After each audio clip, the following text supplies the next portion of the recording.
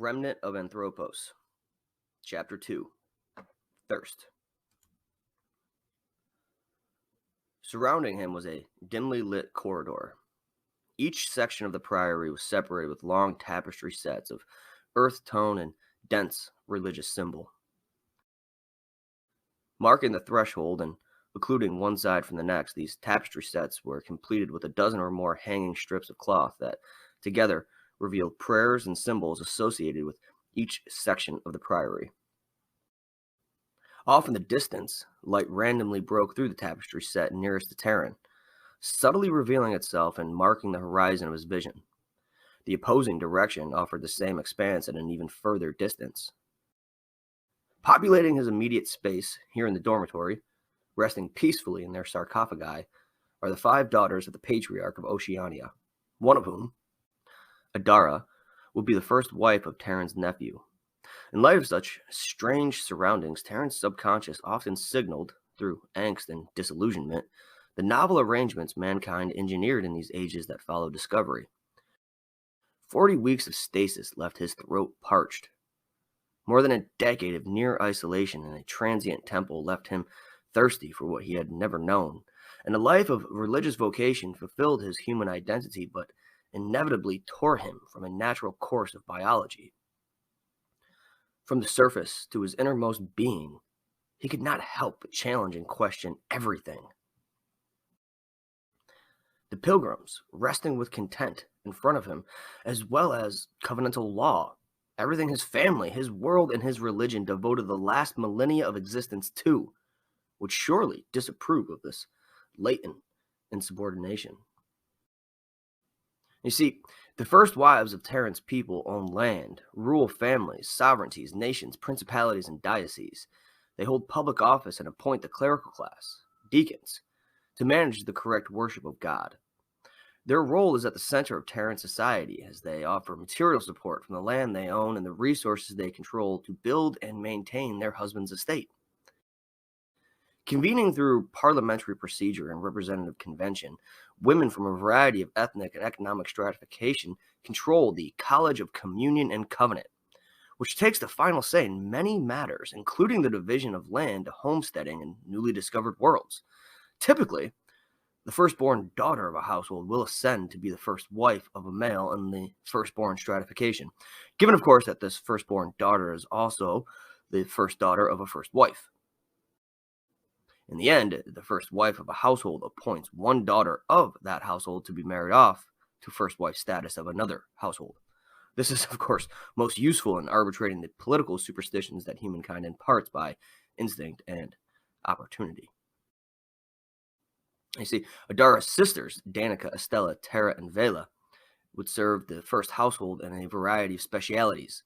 Women of the second stratification manage households. They educate young girls, they practice medicine, they care for the elderly, and occasionally fulfill servant-based chores as part of a ceremonial circumstances. Chores, as they are traditionally understood, are completed by automated systems. Now, for pilgrimages, second wives are trained mission specialists in a variety of essential fields, typically born after any female sibling or born from a woman already a member of the second wife stratification.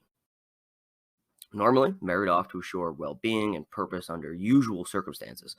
Adara's sisters, however, will be dispersed throughout the first generation of families to participate in the inauguration of each budding household in their new world. See, men do not own land, only women own land. Following the Great Sickness and the wars in its wake nearly a millennia before Terran's conception, the first legal act of a new age was intended to remove the focus of men from the surface of the earth. There is no need to fight over something that neither man can have. Women settle all disputes over the land and the resources cultivated from it through formal legal processes. Once a given resource or product is handed over to a firstborn male in support of his estate, it can never be used for any other purpose. It cannot be traded or sold, as men have no right to conduct such business. Therefore, there is no need, theoretically, to quarrel over any resources. Men of the firstborn class are groomed by their fathers to inherit the household estate that they will manage following their father's death.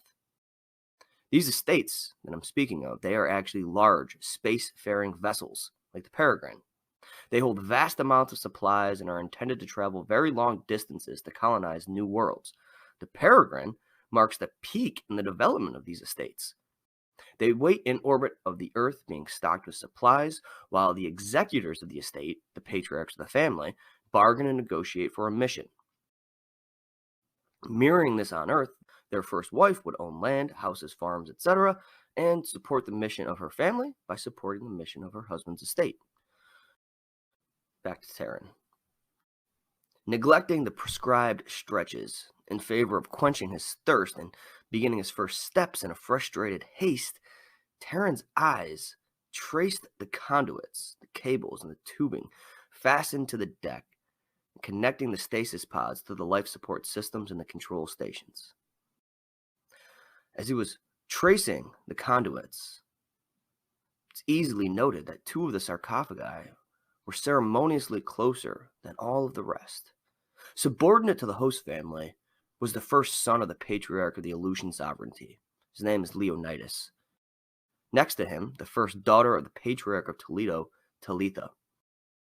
You see, no pilgrimage can be conducted with just one family. No half-discovered world on the frontier of space and time calls for large groups, especially considering the lack of absolute surety to this new world's habitability.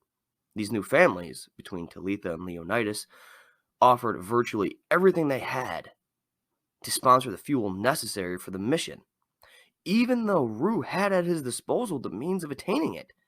A contribution was still necessary to authentically participate in the pilgrimage. You see, Ru, Terran's older brother, had been an instructor of Leonidas at the academy. And though he came from a more humble background, Leonidas, Terran's older brother admired the wisdom and promise this young heir showed. The closer proximity between their sarcophagi was a detail that was quite trivial in nature and barely broke the otherwise stable pattern of the evenly spaced stasis pods.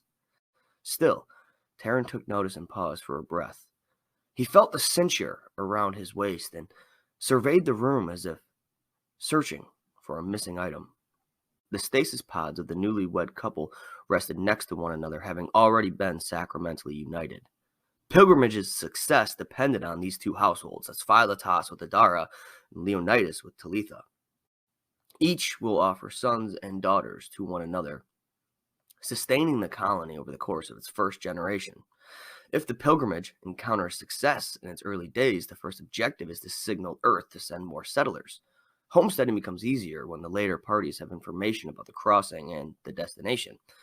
This is why Nahor was given the charter to Tolan Centauri. The estate that he was preparing at that time was the only vessel that held the potential to pioneer this new pilgrimage. Encompassing the hibernating pilgrims in their own sarcophagi were the 5 deacon brothers of Terran. That's Elam, Asher, Peleg, Haran, and Aram. Terran's eyes surveyed his hibernating brothers in the most distant pods at the periphery of the others, and was tempted to wake Elam, but as of yet, such an action was not warranted by any circumstance. So, men have 4 basic social stratifications: firstborn, deacons, farmers, and those who join the holy order of the Sanctus Altus. The firstborn are the official presiders of the academy. It's a system of ancient universities preserved by the Sanctus Altus through global wars and pandemics which occurred in the millennia before Terran's age of pilgrimage. Little is known about human history before the Great War and this time of sickness, a designation offered by textbooks to the earliest days of mankind's wandering into space. It was following this series of events that the religion of the Sanctus Altus rose suddenly and mysteriously. The circumstances include their control of genetic laboratories, which gave them a monopoly over labor, as well as retaining a wealth of scientific, mathematical, engineering, economic, and some religious knowledge, which allowed them to restart society through universities. Eventually, these universities came under the authority of emerging social stratifications, and in time they were administered, at least on the surface, by the academy. Ultimately, penultimately at its best, the academy is nothing more than a Manchurian board serving the will of a manipulated instinct, the instinct of survival and the continuity of the human species. This is the main tenet of the religion of the Sanctus Altus. Even as such doctrine remains unspoken with exact words, it is the idol at the center of what they've become. Firstborn males are also owners and executors, patriarchs of the heavenly estate ships that package the biology of man and earth, along with the intellectual and spiritual identity of humankind, into a kernel that launches into space to later, hopefully, inseminate itself in fertile alien soil, to plant itself in a new home, to grow and foster the continued extension of human identity, like a seed in the wind. Symbolically celebrating this, stewards of the Sanctus Altus, like Terran, carry at all times a bag of common seeds tethered to their belts. Before continuing his post-hibernation routine, Terran found and secured this pocket-sized woven pouch to the cincher around his waist. He carried through the kinetic inertia of the small steps which were paused only to obtain the woven pouch. He turned himself in the direction of the central interface, nothing more than one single step, and he felt his body seize. Every limb was suddenly frozen. The impact of hibernation on the human body is not as harsh as it once was in the early days of discovery, but it still came with certain difficulties. The supplements that maintain muscle mass during deep sleep tighten the limbs. He had no choice but to simply stand there and slowly prepare his body, mind, and spirit to begin the necessary tasks. Water is helpful in remedying the soreness. More than a decade prior, in preparation for his final vows, he fasted from all sustenance and hydration for a 3-day period. Having gone through that ordeal with composure and discipline, he knew in this moment that the muscle spasms seizing his locomotive efforts would subdue with each breath. His thoughts centered on the experience of his apprenticeship. Following the completion of advanced studies, any non-firstborn son who initially declared their intention to join the order at the onset of their formal education may test to join the Sanctus Altus. It is independent of all ruling bodies, and by law, religious and secular law, only members of the Sanctus Altus may steward the estates of their kin to newly discovered worlds. All potential members must apprentice with the Sanctus Altus from the beginning to the completion of their studies under an academy-recognized university and continue to be tested during entrance into the order. The highest honor that any member of the Sanctus Altus can achieve is being awarded a pilgrimage to steward and ferry an estate vessel from Earth to a new habitable world. So the pilgrimages throughout our neighborhood and the galaxy can only be accomplished by a steward, a member of the Sanctus Altus. They are trained to administer to the vessel in transit and rigorously qualified to instruct the first generations of the budding civilization. Conversely, balancing this, only sons in the firstborn class may receive the blessing of the covenant, essentially the identity of their ancestors in a divine commission by God. This is what gives them a legal status as patriarch. They are, however, forbidden from joining the Sanctus Altus. The divisions of power between men and women of the ruling class was intended to further perfect the human pursuit of justice. It has, at least, fostered a greater need for harmonious cooperation. Terran was given a covenantal blessing from his brother, but he carries it only as a viceroy and must pass it on to Philetas at the appropriate time. All males born from a woman of the second wife stratification, or second to a brother born from the household's first wife, must remain celibate and join the Sanctus Altus or its suborder simply known as the diaconate. Deacons typically manage neighborhood parishes in conjunction with local rulers. They also administer and instruct alongside fully vowed members at various levels of the educational system. Fully vowed members of the Sanctus Altus, the last religious order left on the planet Earth, study and train to become expert soldiers, astronomers, mathematicians, scholars of the liberal arts, and scientists of the strictest caliber. All of this is to fulfill a radical religious calling bent on the exploration of space, the colonization of every habitable world within their reach, and the transmission of human identity. They are merely stewards of the heavenly estate vessels under their command, as well as vast amounts of supplies, probes, ships, and space stations in orbit of the moon and the Earth. They are given everything they have by a social system that they alone complete. Summarizing Terran's world is simple, okay? These estate ships, construction supplies, fuel, permits, the acquisition of a suitable mission, are sponsored by a household's first wife under the management of each firstborn son. They are the estate's patriarch. Firstborn males are, of course, forbidden from joining the Sanctus Altus or the diaconate. They must assume the role of patriarch. Patriarchs administer and manage the estate vessels, which are strictly limited to the stewardship of the Sanctus Altus, particularly a member of the Sanctus Altus who is also kin to the patriarch of the estate. Any naturally born male who fails to meet these categories is to be put to death. Farmers have no parents and have no reproductive capability. They are grown in ancient genetic laboratories by other farmers under the supervision of the Sanctus Altus. Terran society is a labyrinth of revisionist complexity mixed with a vein of flawed hermeneutics. But it has practiced and executed with precision one basic fruit of its ethos: launching probes, which they have been doing for 1,000 years, to find new habitable worlds. Following the discovery of a potentially suitable astronomical body and the bargaining for its pilgrimage and title, they send one Sanctus Altus with their family's estate, the ship, supplies, family, the first son of a family's patriarch, his household or bride-to-be, and a subordinate family with their first son and first wife arrangements. They do all of this to attempt the colonization of the newly discovered world. Farmers are also stored on board the estate vessel in the form of fertilized embryos that hatch and grow quickly from infancy, supported by machines, upon reaching a new world that offers fertile soil.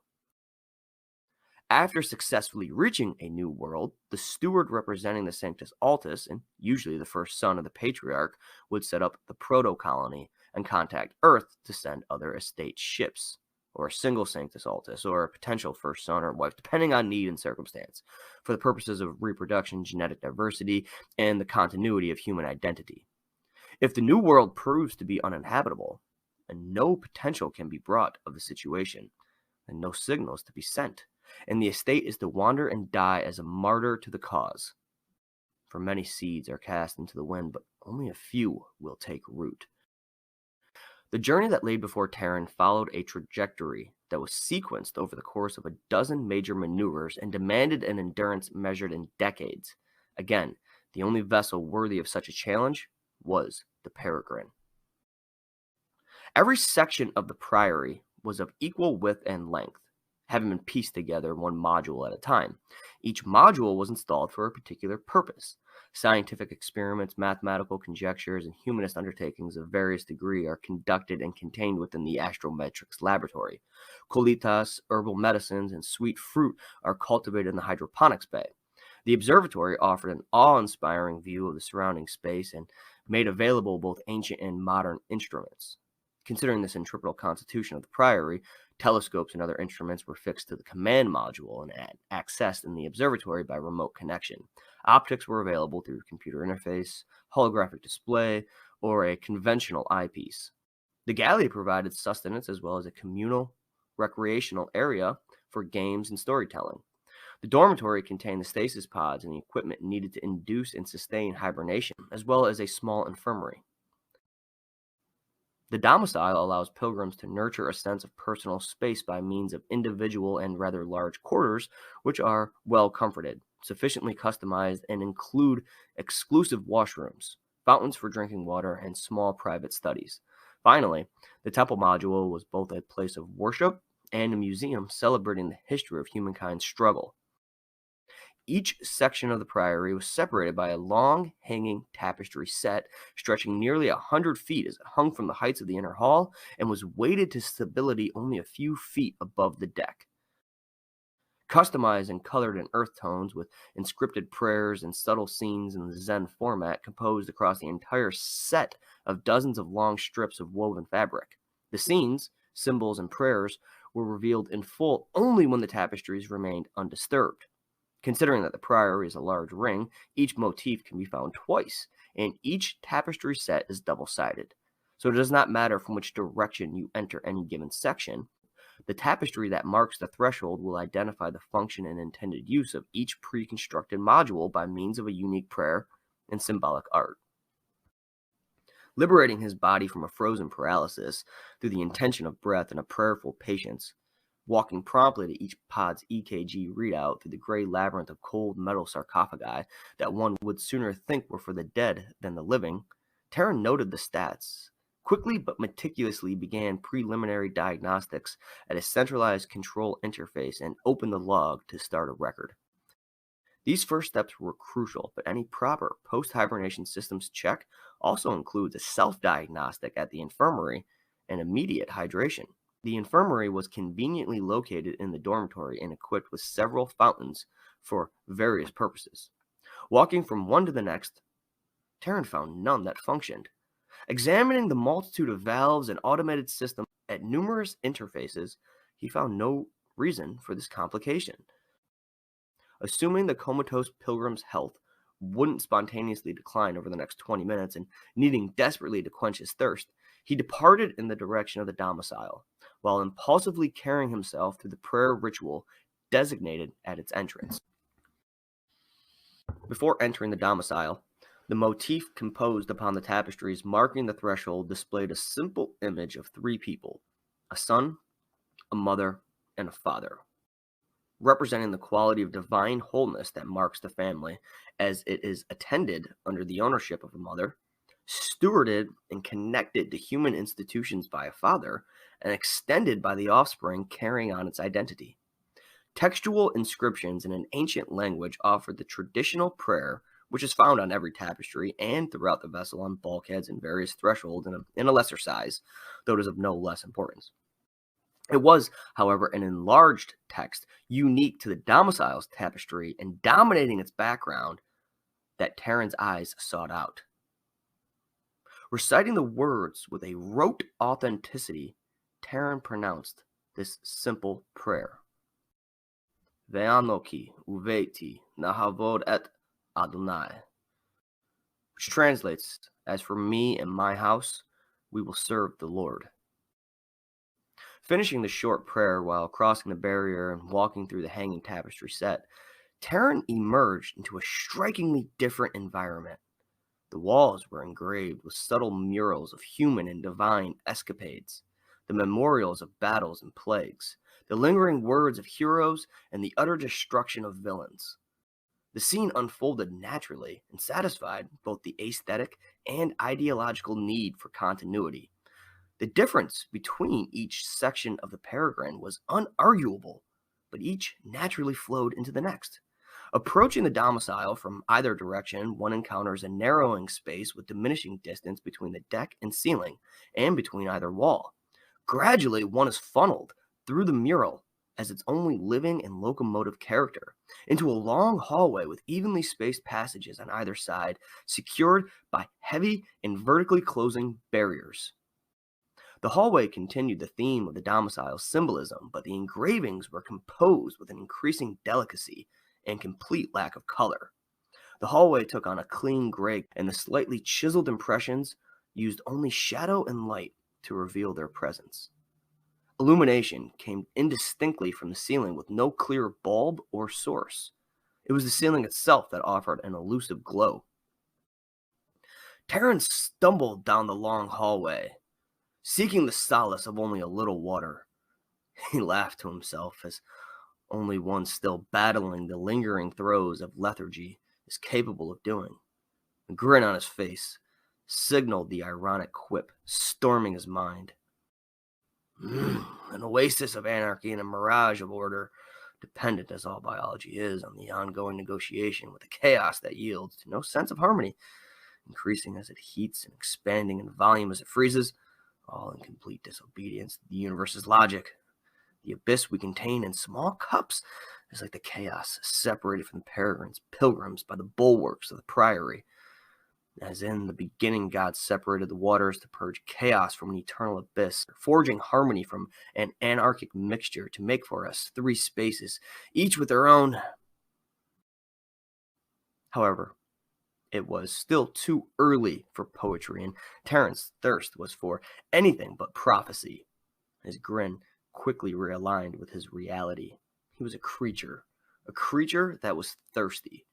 Under these circumstances, no intellectual enterprise is sustainable, and a lower order of consciousness reigns. The priory offers 15 individual quarters, one for each of her passengers. Terran's assigned quarters were located near the middle of the hallway. Staggering towards his passage, he clumsily waved his hands, lacking any attentive gesture. As a result, the computer system failed to recognize his command. Taking a deep breath, correcting his posture, he waved his hand with an improved focus, alerting the computer, which opened the door from the bottom up faster than the human eye could recognize. Upon entering, he made two opposite decisions. One was to say the prayer found throughout the thresholds and the bulkheads in all sections of the peregrine, the same prayer found in smaller print on every tapestry. It's a very important prayer, proclaiming loyalty to the God of all nations. The other decision was to immediately retrieve a cannikin and head to the fountain, calming his animal instincts to destroy all barriers between himself and the water he desperately needed.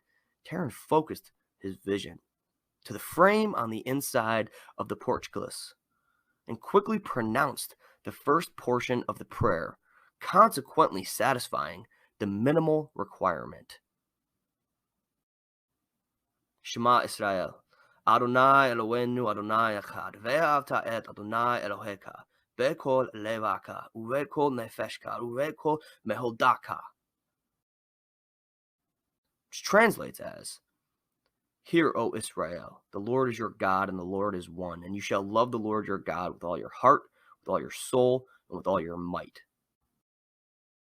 The walls of Terran's quarters were insulated by endless shelves of books, manuscripts, and scrolls, floor to ceiling, corner to corner. At your right upon entering, there's a small private study, cut out of the wall and recessed 10 feet or so into it.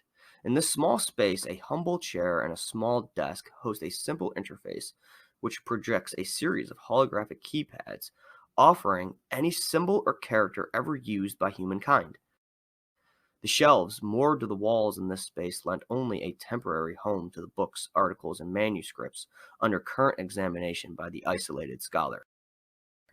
Quickly moving past the meticulously cataloged volumes of human identity that towered to the ceiling and called for the assistance of gliding ladders, and even a second tier accessed by spiral staircase, Terran approached a small cabinet hanging above a perfectly ordered but oversized and ornate countertop. The chest-high ledge was accessed by adequate standing room, multiple seats and stools of varying purpose and comfort, featured a fountain that produced pure drinking water, choice wines racked with care, and crystal glassware occasioned for any season. Opening the cabinet, he retrieved a more humble clay cannikin and waved his hand over the fountain's censer. Lacking success in connecting this hindrance with the stubborn censer at the entrance port to his quarters, he took a deep breath, straightened his posture, and attempted with greater precision the simple wave over the censer pad, which, in theory, should initiate a maelstrom of life's most basic necessity, water. It did not. Terran threw the fragile clay vessel violently into the fountain's bowl, shattering it. Aided by great hostility towards the invisible forces that impeded his every move and opposed every score, he impetuously cleared the counter of all contents within his reach. In doing so, he broke a bottle of fortified wine at the neck as it collided with his forearm. With a surprising cognizance, he caught it as it rolled from the ledge. He considered this an alternative at first, for an isolated moment in an isolated wilderness, appraising the situation with honesty towards his own transient nature. But instead, Terran promptly tipped the bottle in favor of the peregrine's centripetal constitution. He watched as it poured from the broken neck and filtered through the shattered pieces of the clay vessel that pioneered the same trajectory moments earlier. He watched the salty red liquid seek out, by an encouraging inertia, the lowest point it can succumb to, and then disappear into the drain. In desperation, Terran retreated to the washroom, seeking out the last reservoir at his reach and within his knowledge. The water distribution system encompassed miles of tubing and hundreds of valves leading to dozens of subsystems. He needs water, just to stand there and do nothing but achieve adequate respiration and minimal metabolic activity. he would need at least a palmful of hydration. The washroom supplied hot water through a self contained heating unit that often failed to drain itself completely. Terran ripped it from beneath the hygienic fountain, extricated its pump with the attached tubing, and evacuated the small reservoir directly into his mouth. Drinking the equivalent of several cannikins, Terran's thirst seemed to have temporarily waned, allowing for a more civilized composure. To properly troubleshoot the issue and diagnose the water distribution system's failure, he would have to go to the command module. Withdrawing from the dormitory and departing the domicile entirely after setting up a remote monitor for the pilgrims under his care, he began to walk the main corridor of his family's estate, the Peregrine, just over 3 miles in length by circumference. He inspected each feature as he walked along, all in accordance with protocol. Every artifact was blessed before he left, so that in these moments of spiritual impulse, our connection to the material may be enhanced and its reluctance to cultivate deeper communion shattered. Terran's embracing of the object is the grasping of a word to which we all grasp, reducing the distance between us to the trivial side of eternity. He was meditating on the word from which the legacy before him extended and emerged. He said the appropriate prayer with each relic, moving closer to home, if not just spiritually, with each step and every word. Nostalgic of the time spent with his father and brother in preparation of the inheritance that lay before him, missing them both, motivated by their blessing. Ladderways connect the main corridor of the priory with the command module, to which there are 4 entry points. After walking the length of his estate and finding no other immediate issues besides the malfunctioning water system, Terran ascended to the command module. The ladderways stretched the radial length of the priory to meet at the center. For the Peregrine, this was just about 1/2 of a mile. The centripetal barrier lingers closer to the priory and eventually surrenders its illusion. At this point, sending the ladderways toward the command module, Terran began to float. Even with the increasing liberation from resistance, the trek is not easy, but useful in sustaining muscle mass during long-distance space travel. The spinning effect was not present in every environment, as the command module is independent of the main structure and designed to detach and descend to a planet's surface. This, of course, could only be done once, and there they would be grounded and a new human society would begin. When this final phase of the sojourn is completed, the priory is to remain in orbit of their new world, as a testimony to both its origin and arduous journey. For this reason, it is in the command module that all of the supplies for the proto-society are kept. As Terran was conquering the half-mile or so through the long, open passage that hosted 2 ladders on either side, he progressively succumbed to the gravity-free environment.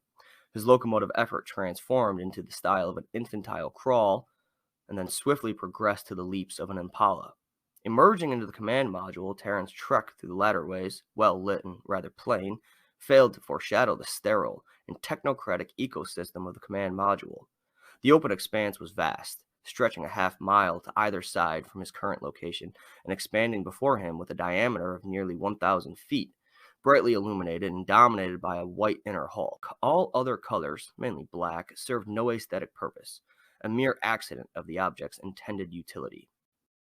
Equipment and storage were categorized by bulkheads and expandable walls. Various enclosures served a variety of functions, including the storage of hazardous materials. Towards the rear of the command module, and well insulated, were a variety of batteries and power plants providing energy needs through nuclear fusion. The magnetic antimatter containment would have usually been exhausted at this point. Any surplus following the initial burn should be ejected upon establishing a steady trajectory. However, Terran's crossing is farther than any before, and his mission may require a cache reserved for course corrections and mission duration. Currently, the antimatter hopper could be loaded at any time. The ladderway is stretched to the radial center of the priory and the command module, which is about 1 mile in length. It's docked to the ladderways at its own center. Proceeding from this point into the command module, Terran observed the raw water tanks as relatively above him, although any sense of above or below was authentically lost when they left Earth. Furthermore, such illusions surrender themselves when outside the priory's centripetal constitution. Nonetheless, there are still many factors to consider when crossing the barrier of gravity's influence. Terran was habituated to consider one particular disaster well emphasized in every textbook. In the era of the first pilgrimages, they were just beginning to test the vertical landing of large command modules. These ones measured nothing more than half a mile in total length. In a manned scenario, the Margulis 4 undocked from its priory and began a test descent to the surface of Mars, a procedure easily mastered in the age of pre-discovery by significantly smaller rockets. The issue on this occasion came from a simple leak in the raw water storage tank, a benign issue in the gravity-free environment of space, but under the influence of Mars's gravity, in the middle of an extended and rather clumsy landing operation, the leaking water found its way to an airlock chamber that also contained lithium power cells. Terran remembers the words of his history professor. At the intersection of time and space, at the height of ordering the universe, the collision of matter slipped from our focused dominion and chaos erupted. You see, as a result of the water and lithium mixing, the Margulis 4 was pulled to the surface of Mars as it lost its balance when the chemical pressure from the water and lithium erupted from its side, spilling both the water and blood of discovery. Such simple circumstances pervade the universe, as it eventually collapses upon every possibility. Propelling himself from the mechanisms that drive the priory's rotation and secures the ladderways to the command module, Terran sailed through the gravity-free environment to the raw water storage tanks. As he looked beneath him, he saw the main docking mechanism and its adjoining spherical airlock that protruded from the side of the command module out into space. A complex and secured entryway completed the sphere on the inside of the command module. Within the command module, this porthole opening secured passage into the chamber at varying sizes, and within the sphere at the opposite end, protruding outward into space, another vessel may dock, allowing for the transfer of cargo and personnel. This main docking feature was both large and built to last, and encompassed a large open spherical area that was designed to endure almost any calamity and provide shelter to crew members and pilgrims, at least temporarily, under many disaster scenarios. This airlock was tough. The command module and the solid chamber was the only last resort option at their disposal. There were no escape pods or lifeboats. There are no alternatives or secondary options. The only option, ever and always, is to continue on the way. Due to the lessons of the Margulis 4 and other vessels, the command modules of this later age were devised with these two features: water storage and main docking placed in locations opposite and parallel from one another. The layout of the command module was scrupulously designed so that under the influence of gravity, assuming the module is balanced with its nose up, any unsecured contents, especially water, could not form in large accumulations. On first impressions, this detail may seem to be overlooked, as when the Peregrine is sailing through space, the raw water storage is parallel to, and relatively speaking, can at times create the impression of being above the spherical airlock chamber. Those unaccustomed to the ecosystem of space may overreact to any leak or accident, thinking it would pour directly into this open and rather large chamber, shaping the airlock. But of course, there is no above or below in the middle of nowhere. Leaking water, human body made of water, random wrench made of heavy iron. It all takes its own orbit. In the middle of space, nothing will fall into this chamber, as there is no gravity. Under the influence of gravity, while landing, water or any other material would fall past this chamber, and the module's design would not allow anything to accumulate in it. Terran tethered himself to the simple interface of the water storage control station. Siphoning some of the water from a service valve, Terran savored the sharp, satisfying, cold hydration. Commencing without delay standard troubleshooting efforts, Terran felt the blessing of his ancestors in localizing the issue to a malfunctioning pump at the first ladderway reservoir. The problem was easily corrected. And though his thirst temporarily waned, along with any critical maintenance, there is still a greater thirst within the human spirit. Terran is, after all, on a journey. He ought to know where he is at.